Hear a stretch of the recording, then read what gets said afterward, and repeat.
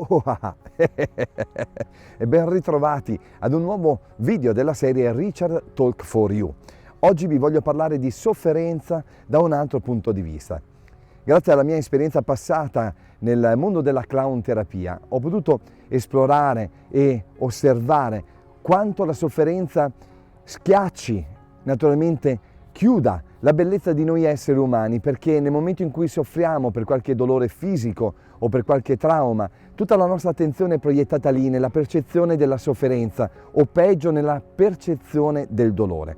Ricordo con grande gioia e con grande senso di gratitudine in tanti momenti, tanti anni che ho trascorso come clown dottore. Attraverso i giochi di magia potevo avere accesso nel reparti ospedalieri a contatto con i bambini che soffrivano. Probabilmente soffrivano, oltre a loro e da un altro punto di vista, i loro genitori. Ma proprio dai bambini ho imparato una grande lezione, che la sofferenza può essere lenita soprattutto dalla nostra presenza e dall'entusiasmo, dalla gioia, dall'allegria, dalla felicità, dalle risate e sicuramente dai tanti sorrisi che noi possiamo portare nella vita delle persone che soffrono. Ricordo quando mio babbo un giorno mi disse: ricordati che la persona ammalata che sta vivendo l'esperienza della malattia sono io, non tu. Per quello che ti riguarda, pertanto, continua ad essere felice, ad essere gioioso. In quel periodo sinceramente le sue parole mi avevano messo anche un attimo in discordia con me stesso, non dico in imbarazzo, ma sicuramente in difficoltà. Mi chiedevo: come posso essere felice e gioioso quando tu, papà, sei lì in questo reparto ospedaliero a soffrire? Come può la mia vita essere più felice o comunque una vita normale quando so che tu stai soffrendo?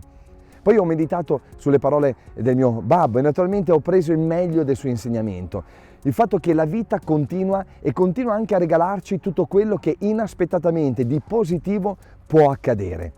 Quando noi incontriamo la sofferenza, quando noi abbracciamo il dolore, possiamo cambiare l'energia delle persone che stanno vivendo questa esperienza o addirittura la nostra stessa energia attraversando il dolore, tirando fuori un coraggio che è quello di dire: ok, sto vivendo questo momento di profonda sofferenza, ma quello che voglio determinare è il mio benessere. Voglio trarre il massimo beneficio anche da questo dolore. So che le mie parole in questo momento possono risuonare persino distorte da qualcuno che sta attraversando un momento appunto di dolore, di fatica e di sofferenza, ma proprio a queste persone oggi desidero rivolgermi. Sappiate che l'entusiasmo, l'energia, il sorriso, l'amore è tutto ciò che necessita alle persone che in questo momento stanno vivendo delle esperienze a contatto con la malattia. Ho avuto l'alto onore, il grande onore di scrivere questo libro con il professor Pier Mario Biava, Happy Genetica.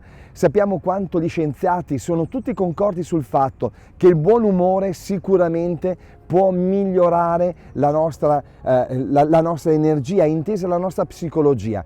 Sappiamo quanto un sorriso possa aiutare le persone che stanno vivendo dei momenti di sofferenza e di dolore nell'alleviare la loro sofferenza. E allora, se stai ascoltando questo video, magari non per caso, ricordati della grande energia, della grande forza, del grande potere che c'è in ciascuno di noi.